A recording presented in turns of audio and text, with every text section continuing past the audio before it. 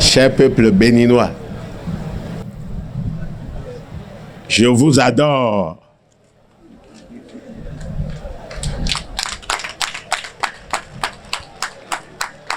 Je vous aime.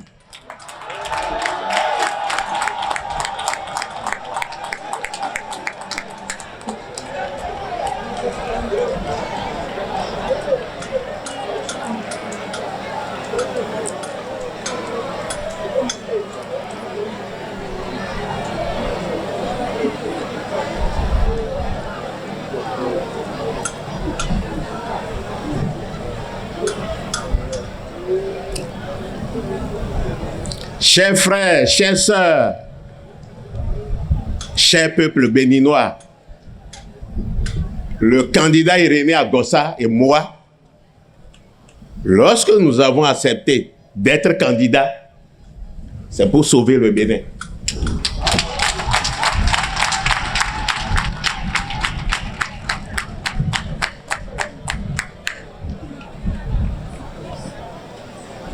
C'est pour sauver le Bénin parce que il est arrivé un moment, et d'ailleurs le moment est encore là, où partout, c'est des tiraillements. L'opposition dit, nous n'allons pas accepter. Vous le savez bien. Le pouvoir également dit, nous n'allons pas accepter.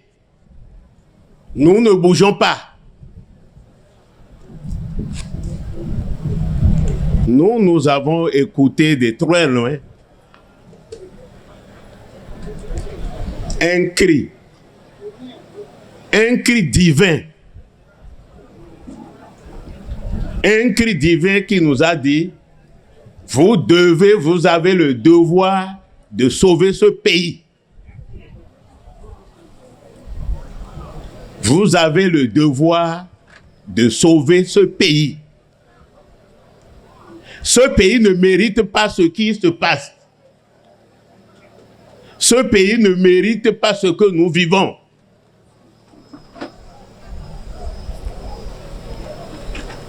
Alors, comme l'a dit tout à l'heure le président Irénée, il a dit, est-ce que il faut faire la sourde oreille ou participer au jeu pour voir si on peut gagner?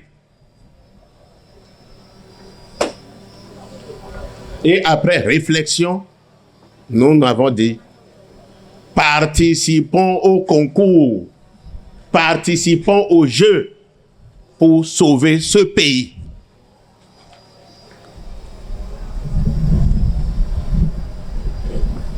C'est vrai, il y a beaucoup de choses qui se disent.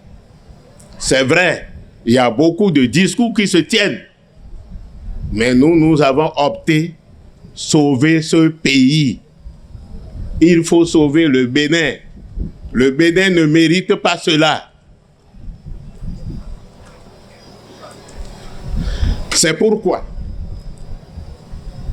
c'est avec honneur et solennité que je m'adresse au peuple béninois du haut de cette tribune et sur la terre sacrée d'Adjaouto, qu'est la cité d'Alada.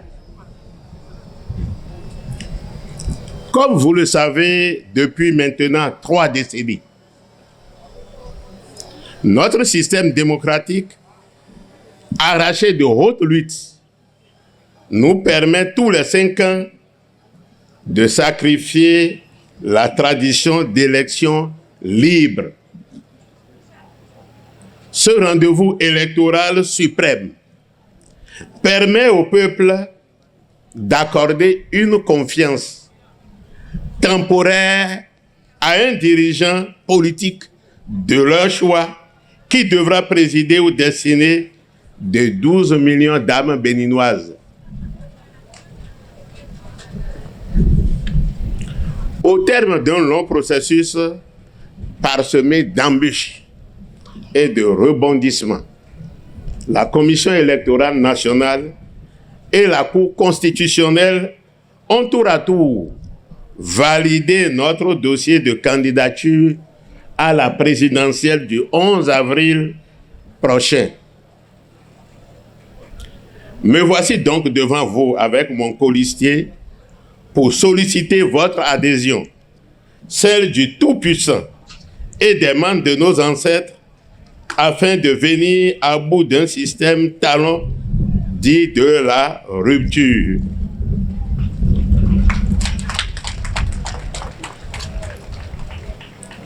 Ce régime et son chef ont effectivement en 5 ans rompu la confiance entre les acteurs politiques et le peuple béninois. Cette confiance qui régnait au sein de nos populations nous garantissait le consensus, gage de la paix sociale et le développement économique. Je suis au regret de vous annoncer et de constater avec vous que nous avons perdu le lien, le ciment de notre démocratie, qu'est le consensus national. Notre consensus a été cédé et a fait place à l'arbitraire, l'intimidation, l'exclusion, la ruse et la rage, avec pour corollaire des exils forcés, des peines d'emprisonnement au terme de fallacieux procès et même tout récemment des kidnappings en pleine circulation. Triste démocratie. Triste démocratie. Nous vivons désormais au Bénin une terrible crise de confiance, non seulement entre acteurs politiques, mais également entre populations. Dans un tel environnement où la méfiance est devenue la règle et la confiance l'exception, comment irons-nous vers un dialogue inclusif si tant réclamé? Comment irons-nous vers un dialogue si nous ne nous faisons pas confiance?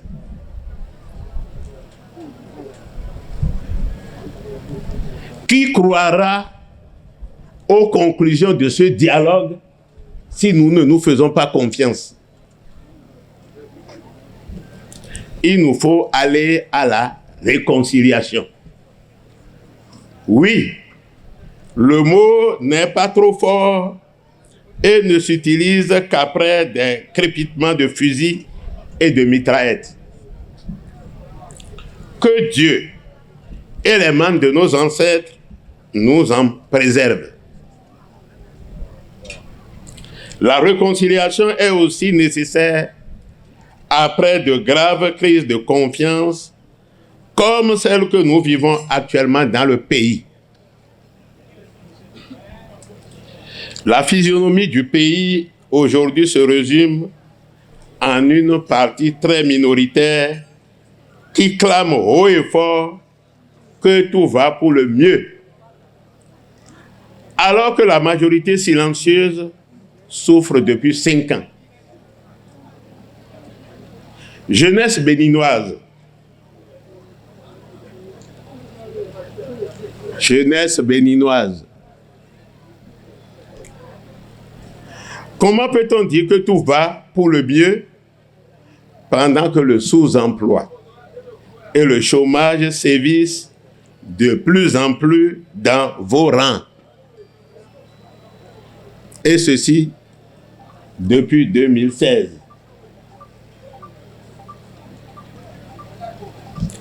Tenez, le premier cadeau empoisonné offert par le gouvernement de la rupture à la jeunesse laborieuse du Bénin dès sa prise de pouvoir a été l'introduction et le vote par l'Assemblée nationale de cette fameuse loi sur l'embauche qui est venue précariser raréfier l'emploi et favoriser les licenciements.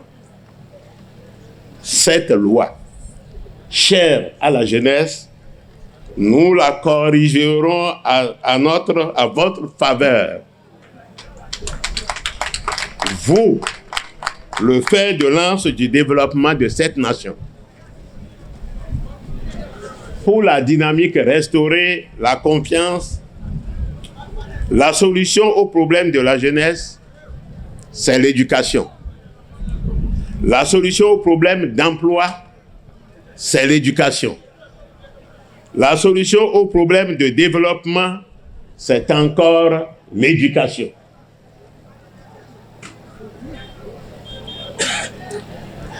L'attelage, éducation, formation, emploi est pour nous le seul moyen de sortir la jeunesse et le peuple du sous-développement et de passer d'un statut de nation consommatrice de richesses à un statut de nation productrice et consommatrice de ses propres richesses. C'est à ce seul prix que le Bénin comptera dans le Conseil des Nations développées. Parce que, comme je l'ai dit à plusieurs fois, chers frères, pendant que des gens cherchent l'emploi,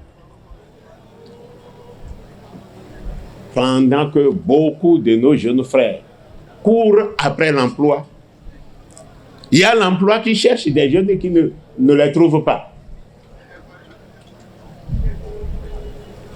Il y a des jeunes que l'emploi recherche, mais ils ne les trouvent pas parce que notre système éducatif ne permet pas de les trouver. Et j'ai du plaisir à dire souvent qu'au Bénin, lorsque vous tombez en panne d'un engin, vous n'avez pas de mécanicien pour le réparer. Beaucoup ne le croient pas, mais c'est une réalité.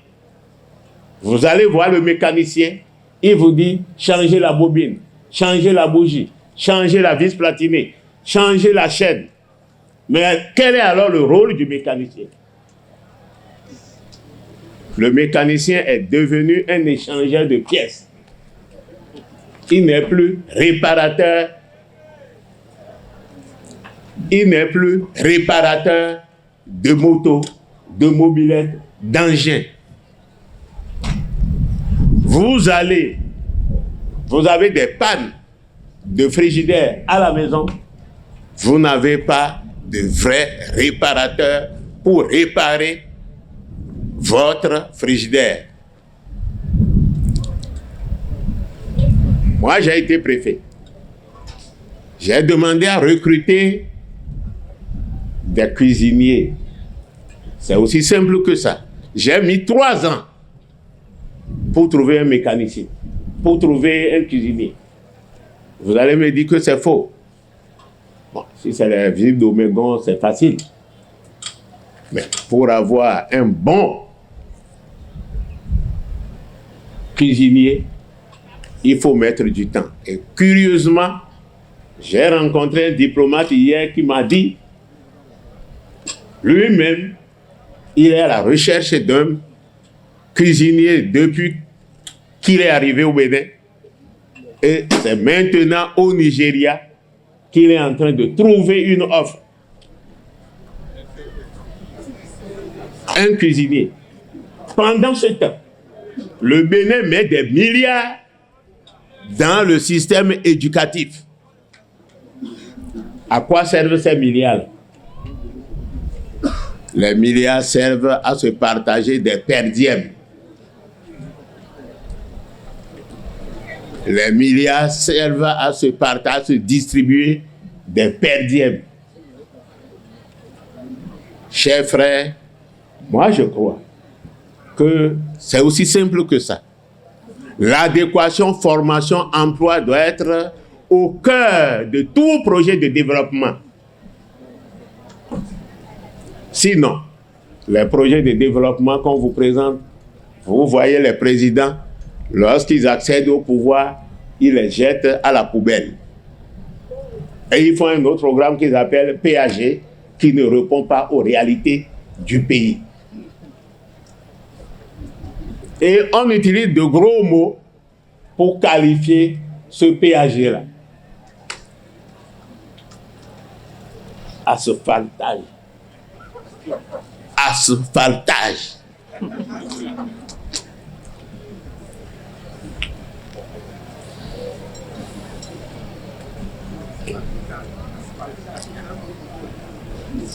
Si nous arrivons à régler ce problème d'adéquation, formation, emploi, je crois que, chers frères, le Bénin va changer de physionomie.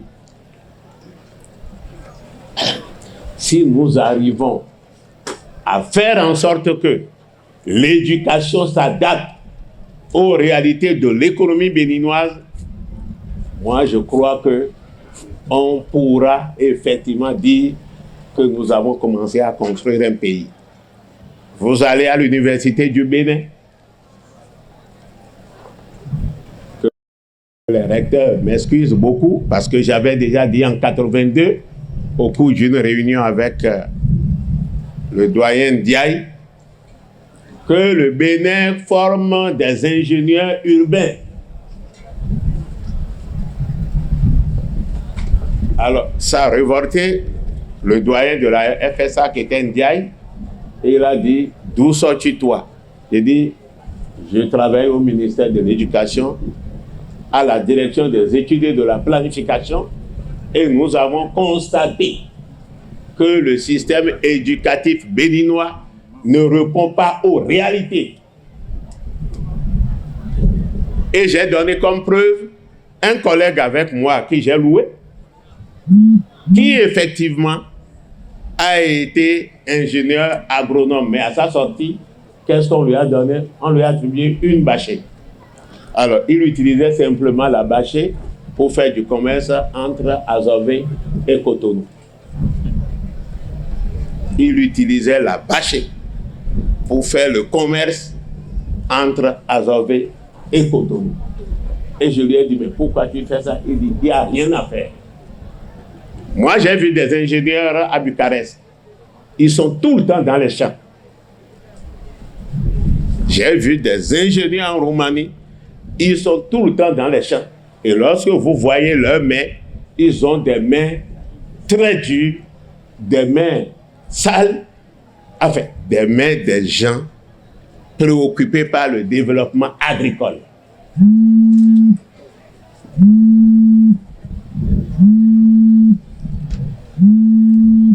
Femmes béninoises, mes chères sœurs, comment peut-on vous dire que tout va bien quand assurer 2 repas par jour dans vos foyers est quasi impossible sous la rupture? On dit que tout va bien et vous n'êtes pas en mesure d'avoir 2 repas par jour.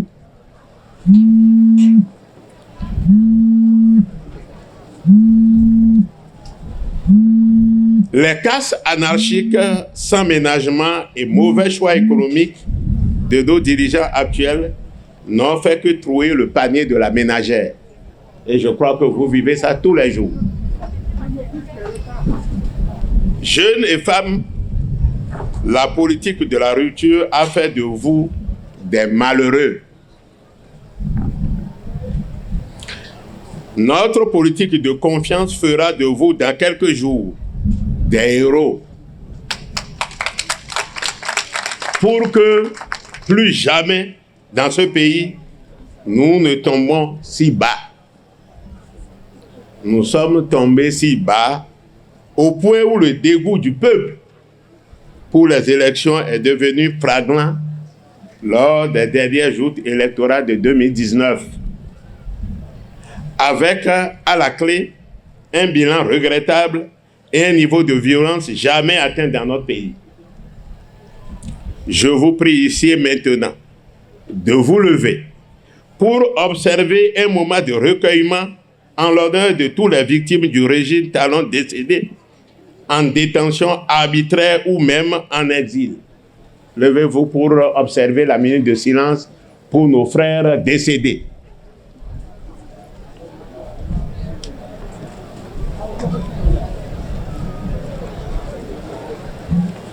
Merci beaucoup. Merci beaucoup, asseyez-vous.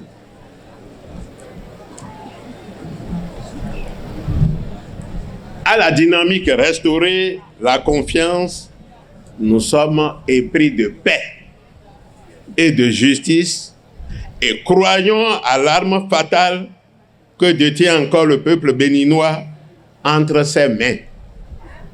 Cette arme fatale, c'est laquelle?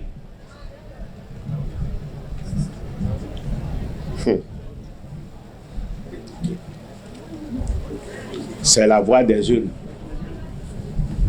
La voix des urnes. Oui, l'heure est venue pour la majorité silencieuse de faire usage de son arme fatale, que dis-je, de son droit pour mettre fin à tout ça. Le vote et non la rue. Le vote et non la rue. Oui, nous sommes capables de répondre à M. Patrick Talon en disant non dans les urnes à sa politique d'exclusion et oui à une confiance politique retrouvée pour panser nos plaies de ces 5 dernières années. Vous en avez souffert. Mais nous pouvons faire quelque chose. Peuple béninois, il est temps d'agir pacifiquement. Et le 11 avril 2021, nous agirons en sortant massivement pour exprimer à travers les urnes notre mécontentement. Si on vous dit ne sortez pas pour répondre, si vous ne sortez pas pour voter, ça veut dire vous dites oui à la continuité. Et vous risquez de faire encore 5 ans de souffrance. Ceux qui disent ne sortez pas là, il faut leur opposer un non catégorique. Sortez pour exprimer votre mécontentement.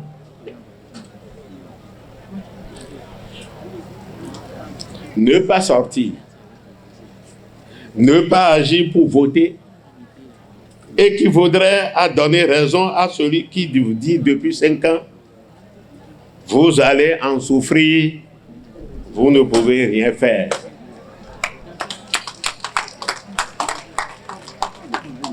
Le 11 avril 2021, Béninois, vous y pouvez quelque chose. Donnez du jus d'orange et de la confiance à notre démocratie. Oui, je m'engage à faire retrouver à notre démocratie une vitalité à travers un mandat de transition au cours duquel nous corrigerons les tests à polémique dans un esprit de consensus et de dialogue de vérité. Mon colistier et moi, en élaborant notre projet de société sur plusieurs actes fondamentaux, nous avons fait de l'axe numéro 1, État de droit, démocratie et paix, le socle de notre gouvernance. Car tout projet de développement durable d'une nation prospère tient sa source dans la fondation d'un État de droit. Démocratie consensuelle et paix durable. Dans les prochains jours, sous la supervision de la direction de campagne, nos équipes et structures déconcentrées parcourront les villes, hameaux et villages du Bénin pour vous décliner le contenu de notre projet de société.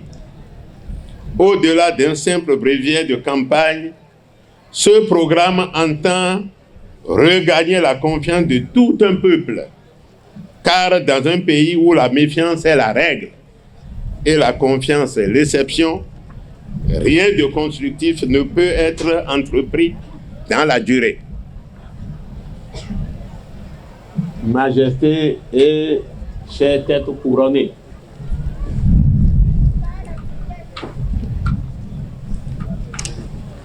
nous lançons un appel vibrant à toute l'opposition, à tous nos frères et sœurs, les démocrates. Nous leur demandons de taire nos querelles, de rejoindre la troupe et les idéaux de restaurer la confiance afin de combattre le régime de la rupture et de faire de notre adversaire commun Patrick Talon un ancien président à la retraite. Il n'a qu'à rejoindre le rang de ceux qu'il est en train de piétiner maintenant. Cher président Boni Yayi, Nicéphore Dieudonné Soglo, Sébastien Adjavon, Candide Azanaï, Komi Kounche et j'en passe, unissons nos forces et disons non à tout jamais à la confiscation des libertés démocratiques chèrement acquises, à l'exil forcé de fonction. Nous acterons le retour des exilés politiques.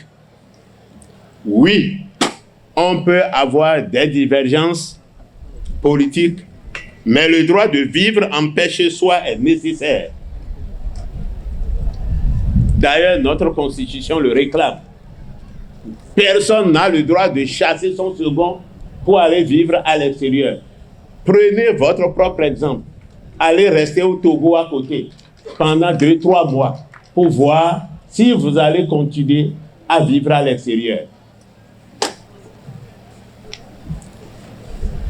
Oui, la politique et le capitalisme à visage humain seront notre credo. Chers aux opérateurs économiques, vous avez perdu confiance et beaucoup d'argent pendant qu'un cercle restreint en amasse encore et encore depuis 5 ans au nez et à la barbe du fisc. Nous relancerons notre économie avec un véritable plan Marshall de confiance avec nos voisins, en l'occurrence le Grand Nigeria, sur qui nous comptons pour exploiter nos innombrables potentialités. Nous comptons, chère population béninoise, au lendemain de notre prise de fonction, bien juste après avoir prêté serment, nous pensons aller dormir au Nigeria le soir même pour redonner confiance aux relations entre le Bénin et le Nigeria. C'est une chance pour le Bénin d'être à côté du grand voisin. Le soir après notre investiture, mon colici et moi, on a déjà tout réglé. On ira dormir là-bas.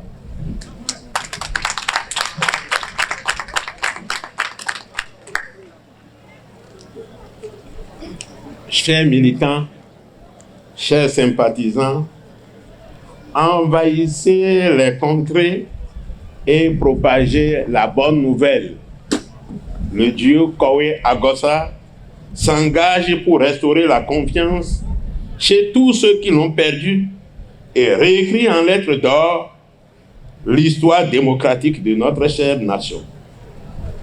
Et ceci sans violence, sans effusion de sang.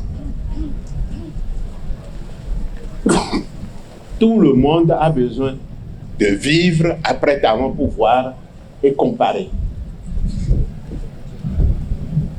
Nous avons besoin que tout le monde reste pour voir comment ça va se passer.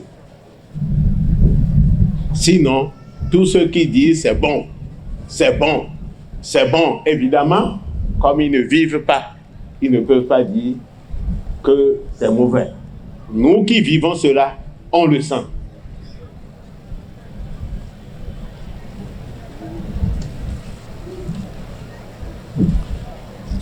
Merci pour vous tous Merci pour les nombreux soutiens du nord au sud et de l'est à l'ouest depuis que nous avons déclaré notre candidature. Beaucoup de gens nous ont supportés, beaucoup de gens nous ont aidés et nous leur disons merci.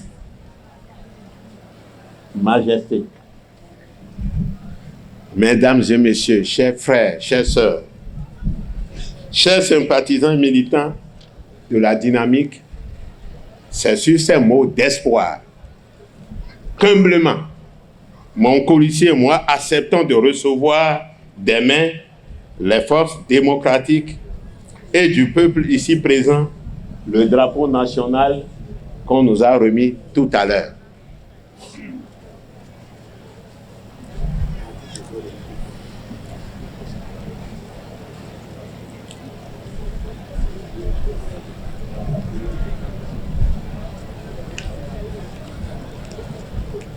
Je voudrais, pour terminer,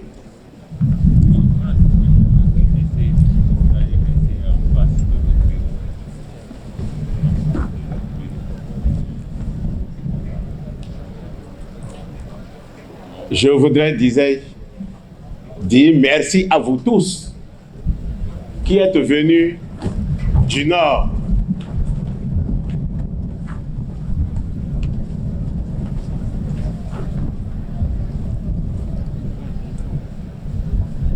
du centre,